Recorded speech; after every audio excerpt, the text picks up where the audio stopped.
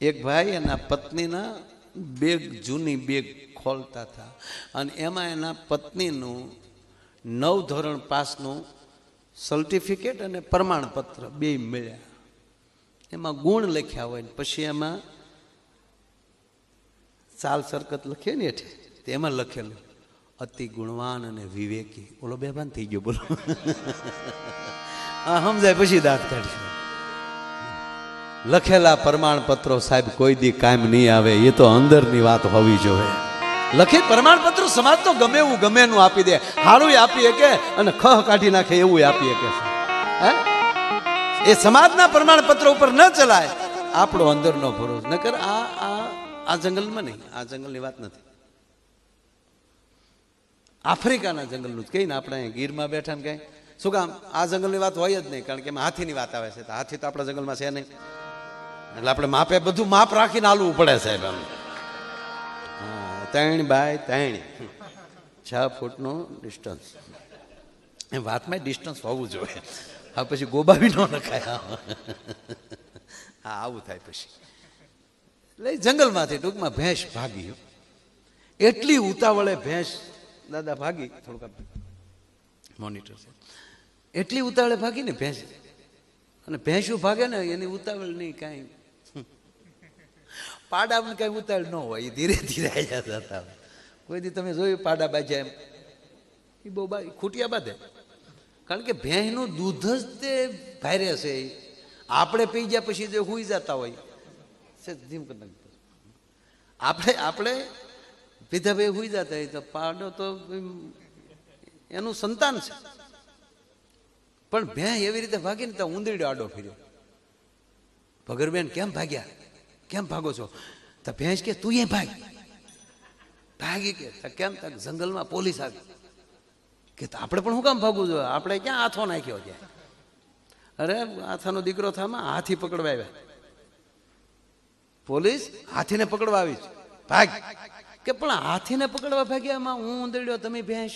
આપણે શું લેના દેના? કારણ કે લેના દેનાની વાત નહીં બેટા. પકડાઈ જાય પછી હું હાથી નથી એ સાબિત કરવામાં 10 વર્ષ વ્યા જાય. આ તો સારે જહાં પે અચ્છા હિન્દુસ્તાન અમારા. આપણે હાથી નથી સાબિત તો પછી કરવું કે નહીં બેટા? એ તો પકડી જ લેવાના છે. અને દીકરા તારો તો ઘાટે હાથી જેવો છે. ઉંદરડાને ઘાટ જો તમે હાથી જેવો છે. કાન ને બધું તમે જો ને ઉંદરનો ભાઈ હાથી જેવું જ લાગે. મરી જાય તું તો સાબિત જ નહીં કરીએ. નગર ક્યાં ઉંદરડ્યું ને ક્યાં હાથી તો ન હલવાઈ જાય સાહેબ. હાથી જ છે જેવો એના કાન જેવો પૂછ જેવો. નગરશેઠના દીકરાના લગ્ન. નગરશેઠના દીકરાના લગ્ન. નગરશેઠ એટલે એક રાજા તુલ્ય માણસ ગણાય ને નગરનો. એટલે એ પાસે છે ને બહુ કાંઈ ખરસાળ વસ્તુ પાસે ન રાખે. એ બધું એ રાજા પાસે આપણે જોતું હોય ત્યારે લઈ આવીએ. એ જોતું હોય ત્યારે લઈ આવે. તો એના દીકરાને ફૂલે કે ચડાવવાનો એટલે રાજાનો હાથી લઈ આવ્યો. અને એ નગર શેઠના દીકરાના લગ્ન એટલે રાજાએ મોળો હોળો તો હાથી આપે નહીં. કારણ કે નગર શેઠના દીકરાના લગ્નમાં ક્યાંના માણસો આવે ને કોઈક પૂછે કોનો હાથી? કે રાજાનો. કે આવો કેમ? એવું તો થવું ન જોઈએ. ટોપના પેટનો આપ્યો છે. અસલ હાથી. ઘણી દુકાને લખ્યું હોય ને કે અહીંયા પ્યોર દેશી ઘી મળે છે. માનવાનું વેજીટેબલ જ હોય. નહીં ત્યારે એને બોર્ડ મારવું જ ન પડે. એટલે હાથી લઈ આવ્યા ને હાથી એવો. પછી તો પ્રસંગ બધો પતી ગયો ને ખર્ચોય જાજો થઈ ગયેલો. એટલે નગર શેઠે પરબારો હાથી વેચી નાખ્યો. નગર શેઠ પાસે કે રાજાના માણસો ઉઘરાય ન જ આવે. પણ મહિનો થઈ ગયો પછી તો આવે ને. મહિના પછી રાજાએ કીધું કે આપણા નગર શેઠ આપણો હાથી લઈ ગયા. તો જાઓ છોકરાઓ જાઓ. 2 માણસો કેમ હજી શેઠ મૂકવાનું આવ્યા? નહીતર એ કઈ નિર્ણય નાખે. જંગલ ખાતે આપણા સાધુ નીકળે ને એનો હાથી આપણે જંગલ ખાતે ને ડાળ ક્યાંક હાથીએ ભાંગી છે. તો જંગલ ખાતા વળે હાથીને પૂરી દીધો. ઓલા જગન્નાથના સાધુડા હાથી કો રખા હૈ તો હમ ભી બેઠેંગે યહાં હમારે પાંચ દંડ નહીં આય. હવે આનું જંગલ ખાતાનો દંડ ભારે ધ્યાન રાખવું પડે. અને ઓલે ઝાડવું ભાંગેલું અને હાથી હવે પછી હાથી નહીં તે કાંઈ ભૂખ્યો તો રખાય નહીં. કોઈ પણને પકડ્યા હોય તો એને પોલીસની જવાબદારીમાં આવે. જંગલ ખાતે એને ભૂખ્યા ન રખાય. 15 દી હાથીને રાખ્યો જંગલ ખાતે. રખો સાધુ કે અમારે પણ દંડ નહીં ને. રોડની 2 સાઈડ ખાલી કરી આની હાટો. પછી આ જંગલ ખાતાના માણસોએ ભેગા થઈને ફાળો કરીને એને દંડ ભર્યો કે આપણે ભરીએ. હવે આ કાઢો, આને કેટલોક ધરવો લેવા દે. એમ આમાં ઘણા ધરાઈ જતા હોય. હાવ વાત ક્યાં હતી?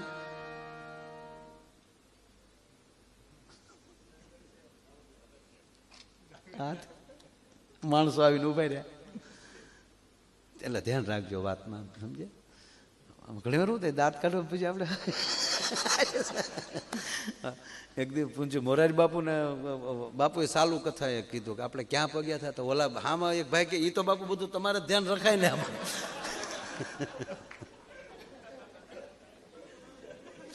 2 માણસોને રાજાએ મોકલ્યા કે આ હાથી દેવા કેમ ન આવ્યા? જાઓ. આવીને કીધું શેઠ, હા મહારાજ બોલાવે છે. મારું શું કામ પડ્યું? એટલે બોલો હાથી લઈ ગયા દેવા નથી આવ્યા. હજી નથી કોઈ દઈ ગયું. હાલો આગળ આવ્યો. જાઓ એટલે આગળ પગું છું. હાલો. તે શેઠે ઘરમાં ઓલા ઉંદીડાના પાંજરા મૂકતા ને, ઉંદીડા પકડવા, એમાં લોટકો ઉંદીડો પકડાઈ ગયેલો.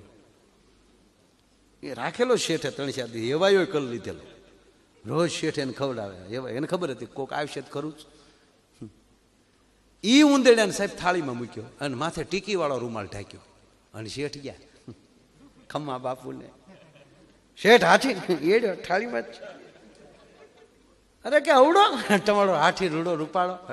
મહેમાન બહુ આવ્યા, બધા વખાણ કર્યા. બહુ હાડો હાથી ઘાઈ ગયો બાપુ, એટલો વહી ઓલો આ ઉંદરડામાં ખપાવી દીધો. એટલે ભેહે કીધું તું તો પકડાતો નહીં, તે તું તો છૂટી જ નહીં આમાં. પણ જેના મન ઉજળા હોય, વાત ઈ છે. અતિ રૂડા કાય આ કેસુડાના ફૂલ જો અતિ રૂડા.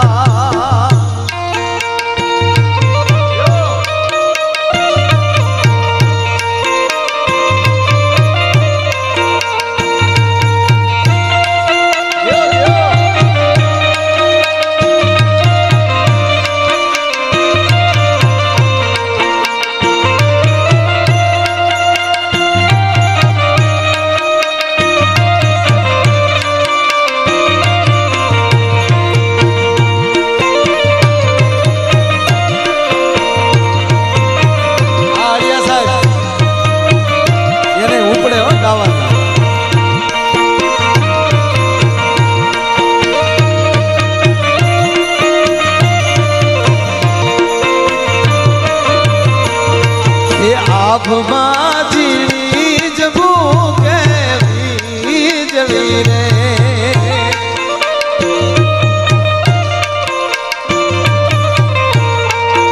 આભમાં જીવી જવું કેવી જવી રે.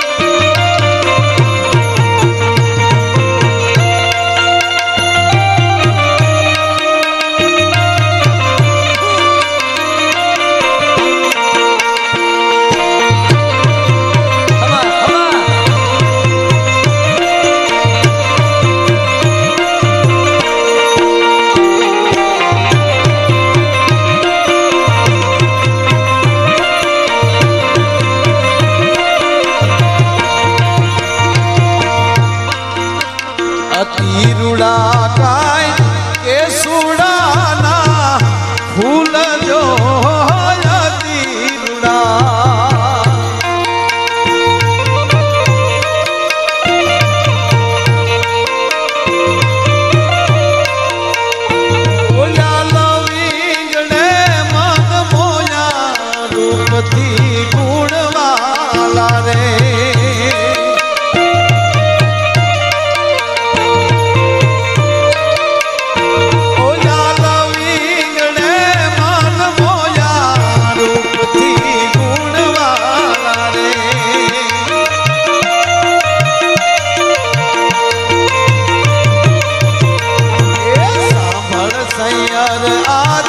રસિક દિલની વાત જો સાંભળ સૈયાર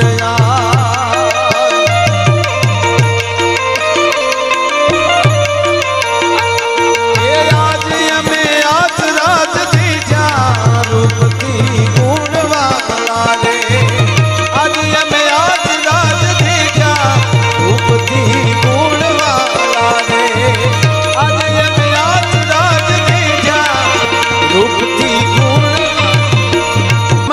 રૂપ રૂપ જરૂરી છે સાહેબ. રૂપથી લક્ષ્મીનો વાત છે. સ્વચ્છ રહેવું જ જોવે, બ્યુટી પાર્લરમાં જવું જ જોવે. હકીકત કહું, મજાક નથી કરતો સાહેબ, સત્ય કહું. આ આખું વિષ્ણુ પુરાણમાં આનો ઉલ્લેખ છે કે જેવી રીતે આ દેશની સ્ત્રી જેટલા પોતાને શિંગાર સજે એટલા લક્ષ્મીજીનો વાસ થાય, લક્ષ્મીજી રાજી થાય. તો પુરુષે પાછું મોઢા ધોવાય એવું હું નથી કહેતો કે એણે ગુંગા હોટું જવું ત્યાં. હા, આપણે તે જઈ આવવાનું, ફેશિયલ કરાવ્યાનું. આપણે ઘરે ગયા નથી, મને કહે છે સાહેબ કહેજો ના, પણ હું નથી જાતો કરે. એણે એ શરૂ કર્યું, તમારો પ્રોગ્રામ બની ગયા. નહીં ખરેખર સાહેબ, એક બેન બ્યુટી પાર્લરમાં ગયા ને, ફેશિયલ કંઈક હું ફેશિયલ જ કહે ને, ફેશિયલ કરાવ્યું પણ સરસ કર્યું એમ. એવા બેનને ધોળા ફૂલ મોઢું કરી દીધું. એટલે બેને ફટ દઈને 500 રૂપિયા આપ્યા. બહુ સરસ. કેટલા વર્ષથી પ્રેક્ટિસ કરો? તમે પહેલી વાર આવ્યા પ્રેક્ટિસ કે તો પહેલાં શું કર? વાસણ ધોવાનો ધંધો કરતી. વાસણ ઉટકે મોઢું ઉટકી નાખ્યું. બોલો. પણ રૂપ જરૂરી છે, વાત એ છે. પણ અમુક જગ્યાએ અમુક દેશોમાં રૂપ બહુ છે પણ ગુણ નથી. ત્યાં 18 વર્ષના દીકરાને માવતરથી ટોકી શકાતો નથી, કારણ કે ગુણવત્તા વગરના છે. પણ જ્યાં ભારત દેશ એક એવો છે કે રૂપ ને ગુણ બે ભેગા છે. પણ કહેવા ગયો રૂપ નહીં હોય તો કદાચ ચાલશે, ગુણ વગરના હશો ને કોઈ આવો એમ નહીં કહે કે. અને એટલે એક આ મને ગીત બહુ ગમે છે કે સાંભળ સૈયર ગાજ એક રસિક દિલની. કોની? રસિક દિલ, જે કાયમ એની અંદરથી કંઈક નવી નવી રચનાઓ નીકળે છે. એવો એક જાણતલ માણસ ઈ માણસ વાત કરે છે. શું કરે છે કે સાંભળ સૈયર ગાજ એ રસિક દિલની એ વાત જો સાંભળ સૈયર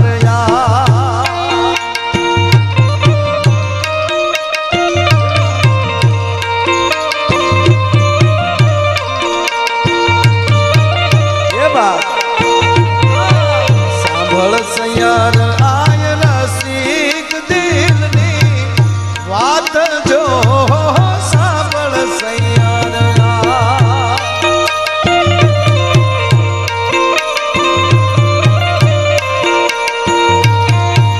આજે અમે આજ રાજ દીજા રૂપથી ગુણવાલા રે.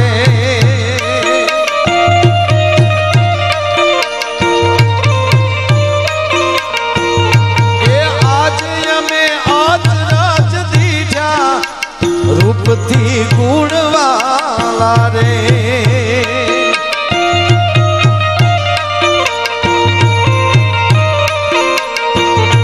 એ સાંભળ સૈયર આજ રસિક દિલની વાત જો સાંભળ સૈયર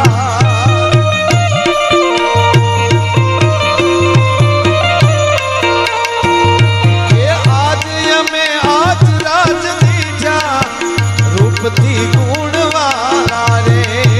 આજ અમે આજ રાજ દીજા રૂપથી ગુણવાલા. સાંભળ સૈયર આજ રસિક દિલની વાત જો આજ અમે અચરજ દીઠા રૂપથી ગુણવાલા. સાહેબ એક બહુ સરસ પ્રસંગ યાદ આવ્યો તો કહું. ભગવાન કૃષ્ણને મળવા માટે સુદામા દ્વારકા ગયા, પછી એવો કોઈ ઉલ્લેખ નથી કેટલા દિવસ રોકાણા. ઘણું રોકાણા એવું કીધું છે. કાગ કે ઘણા દી વીત્યા, ભાગવતમાં પણ કીધું ઘણું રોકાણા. કેટલું રોકાણાય નહીં. પણ નરુ સત્ય તો એ છે કે ભગવાન પાસે જે સુદામા આવ્યા ને એને બીજે દિવસે ભગવાને આખો ટીમને પોરબંદર મોકલી દીધી હતી. અને ત્યારના એન્જિનિયર મેન કોણ હતા? ભગવાન વિશ્વકર્મા. એને હુકમ કરી દીધો કે જાઓ પોરબંદરમાં સુદામાની નગરી તૈયાર કરી લેવો છે. અને ઘટના એવી બને છે. સુદામા આપણે કથા જાણીતી છે, પણ મારે હવે જે વાત એક કરવી છે એ આપની સામે મારે મૂકવી છે. હું હસાવાનો જ છું. મારી પાસે વાત મેં કહ્યું ને કોરોનાની ઘોડે સોયત્ર જ કાઢી નાખવા. પણ સુદામા જ્યારે સાહેબ ત્યાં પહોંચે છે, એની ઝૂંપડી જડતી નથી, બધે ગોતે છે. અહીંયા એક મારી ઝૂંપડી હતી, અહીંયા મહેલ કોને કરી નાખ્યો? અરે ન ગયો તો સારું હતું. જોજો વાતને ધ્યાન આપજો. દાળ આહું જાય સુદામાને. અહીંયા મારી એક ગરીબ ગાય બાંધતો હતો, અહીંયા હાથી કોને બાંધ્યા? અરે રે એટલા દીક વયા ગયા, ખબર ન રહી. કોકે મારા દીકરાઓને કાઢી મૂક્યા હશે. શું કામ? એના રાજા પણ બહુ દાનપુનમાં ધાર્મિક રાજા નહોતો, એટલે વહેમ પડ્યો કરે રેડ મારું કાઢ નાખ્યું લાગે. આંખમાં દાળ આહુડા જાય. અને ભગવાન કૃષ્ણ દ્વારકા બેઠો બેઠો સાહેબ જોવે છે, હસે છે. અટવાનો સુદામો તા તો અટારીએલી સાહેબ જરૂખેથી, હવેલીની જરૂખેથી ગોરાણી અવાજ કર્યો, ભૂદેવ. કોણ? તા તો એના પત્ની હતા. તમે ત્યાં શું કરો છો? કે પણ આવો તો ખરા, અંદર તો આવો, મારા નાથે મહેર કરી છે. જોવા પોતાના જ્યાં મહેલ જોયો સાહેબ, રાજાના મહેલ કરતા મહાન એ જે પોરબંદરના જે રાજા હતા એના રાજા કરતા જ્યાં દ્વારકાધીશ એમ કહેવાય કૃપા કરી નાખે. સાહેબ સત્ય ઘટનાની આપ વાત કરો. પોતાનો મહેલ જો રોવે છે. ભગવાન કૃષ્ણ ફરીવાર વિશ્વકર્માને મોકલે છે, જાવ તો કઈ ઘટે છે? એના મોઢા ઉપર અણગમો કેમ છે? કેમ સુદામા રાજી ન થયા હોય એવું લાગે, જાવ ને. ત્યારે વિશ્વકર્મા ભગવાન સુદામાને કહે છે, મને નારાયણે મોકલ્યા છે, કેમ તમે આમ તમારું આ મકાન જે તમને બનાવી દીધું? તેથી સુદામાના મોઢામાં શબ્દ નીકળ્યા, ભગવાન મારી ઝૂંપડી મને આપી ગઈ. કે કેમ? કે મારા ગામમાં આવા કેટલા ગરીબો છે અને હું એકલો આવા મહેલમાં રહું. તમારા નારાયણને કહો સુદામાને જો આ મકાન આપવું હોય તો મારા દરેક નગરજનો પાસે આવું મકાન હોવું જોઈએ. અને સત્ય વાત એ છે સાહેબ કે આખી નગરીની રચના વિશ્વકર્માએ કરી. ભગવાને કીધું કે મારો સુદામો રાજી થતો હોય તો એ ગામનો એક પણ માણસ કંગાળ ન રહેવો જોઈએ. જો તમે સાંભળી લ્યો, જ્યાં હપ આવી જાય, જ્યાં આનંદ આવી જાય, જ્યાં એકાબીજી માટે જ્યાં પ્રેમ ઉભો થઈ જાય, એની ઉપર કૃષ્ણ આવું કામ કરે. સુદામા એમ કે હું જેની ઘરે ક્યારેક ભિક્ષાવૃત્તિ કરવા ગયો છું, આજ એ માણસને મારી ઘરે આવવું પડે? આવું ન હોવું જોઈએ. નારાયણ કા તારો મેલ પાછો લઈ લે.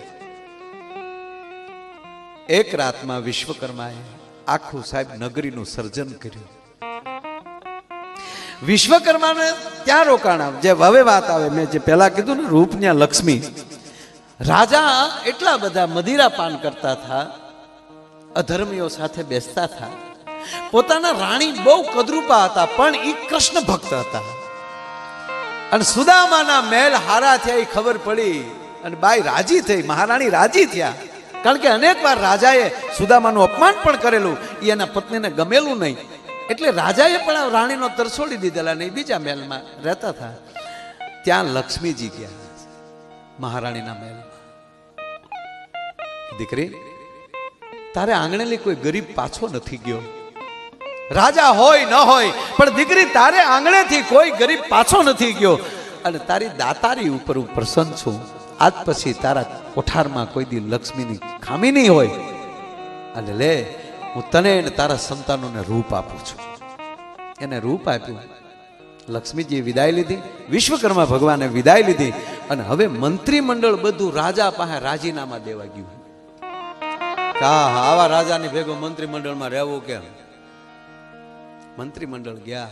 રાજા કહે છે, કેમ મારાથી કેમ નારાજગી? તક મહારાજ માફ કરજો, આપણા નગરમાં આખી રાત ભગવાન વિશ્વકર્મા રહ્યા હોય, અને તમારા રાજભવનમાં ભગવતી લક્ષ્મી પધાર્યા હોય, અને તમે અહીં બેઠા બેઠા મદિરાપાન કરો છો. આ અમને યોગ્ય નથી લાગ્યું મહારાજ. આજથી અમે તમારી નોકરી મૂકીએ છીએ, મંત્રી પદમાંથી રાજીનામા આપીએ છીએ. તેથી રાજા પગમાં પડે છે, મને માફ કરજો, મારા નગરમાં ભગવાન વિશ્વકર્મા આવ્યા, આપે મને કીધું નહીં કે મહારાજ અમે બબે વાર આપને બોલાવા આવ્યા, પણ આપ એટલા બધા બેફામ હતા, અમારું સાંભળ્યું નહીં. મહારાણીનો મહેલમાંથી સમાચાર હતા, લક્ષ્મીજી પધાર્યા છે, દર્શને આવો, પણ કોઈનું તમે સાંભળ્યું નહીં. તમારે લીધે અમે ચૂકી ગયા, અમારો ભાવ બગડ્યો. અને હવે રાજા કહે છે કે હું સુદામાની પણ માફી માંગુ છું, અને મહારાણી ભલે મારા રાણી છે, હું ભલે રાજા છું, પણ હું પણ માફી માંગીશ. કૃપા કરી હવે મારા સલાહકાર મિત્રો, તમે મને સારી સલાહ આપો, અને મારા મંત્રીઓ, મારા સચિવો, આપ હવે જેમ કહેશો એમ આ રાજ ચાલશે. અને હવે મને એ કહો, સુદામાને કાયમ માટે યાદી રહી જાય એવું કયું કામ કરીએ તો આ કાયમ માટે આ નગરી સુદામા તરીકે ઓળખાય? ત્યારે સાહેબ નામ આપ્યું કે આજથી આ નગરીનું નામ સુદામાપુરી રાખીએ આપણે. મારો કહેવાનો સૂર એ છે કે જ્યાં રૂપ અને ગુણ બધું ભેગું થઈ જાય પછી એનો વાંધો નથી આવતો, એનો પછી કોઈ પલો ન પકડી શકે. એટલે કવિ કહે છે કે આજ અમે અચરજ દીઠા આ રૂપથી ગુણવાલા. જ્યાં ગુણ હશે ને ત્યાંથી રૂપને દોડીને આવવું પડશે. જો આપણે જો એકલા ગુણવાન હોઈએ એટલે પછી આપણે ધીરે ધીરે એકચ્યુઅલી બિઝનેસમાં ધંધામાં આવીએ, પછી સુરત જઈએ, ત્યાંથી મુંબઈ જઈએ, અને 2 વર્ષ પછી આવીએ એટલે આપણે ગામમાં નતો, તું તો આખો તારો વાન પૂરી ગયો. પણ અંદર ગુણ હતા ને, એ ગુણ હશે ત્યાં વહેલા મોડા, કારણ કે મહારાણી પાસે ગુણ હતા, રૂપ નહોતું, અને ગુણ હતા એટલે લક્ષ્મી આવ્યા અને રૂપ આવ્યા. એકલી જો રૂપ વાહે દેહો, ડોટું દેવું તો ગુણ નીકળી જાય, અને પછી રેલના પાટા જેવા નેણ વચ્ચે વાહે કાલે. હે કે અતિ રૂડી કાય બગલા કેરી પાંખ જો અતિ રૂડી.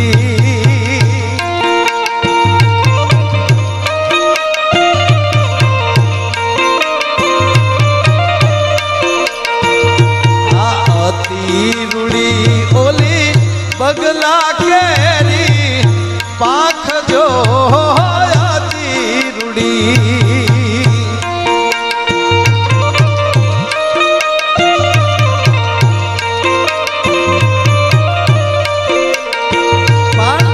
કોયલ બોલે ને જાગરી છે, રૂપથી ગુણવાલા રે.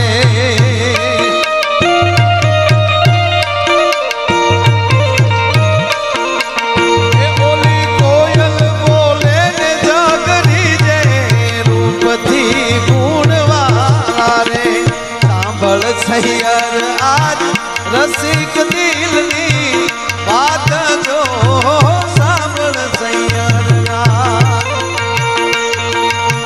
રસિક દિલની વાત જો. આજ એમ યાદ રાજ દીઠા રૂપથી ગુણ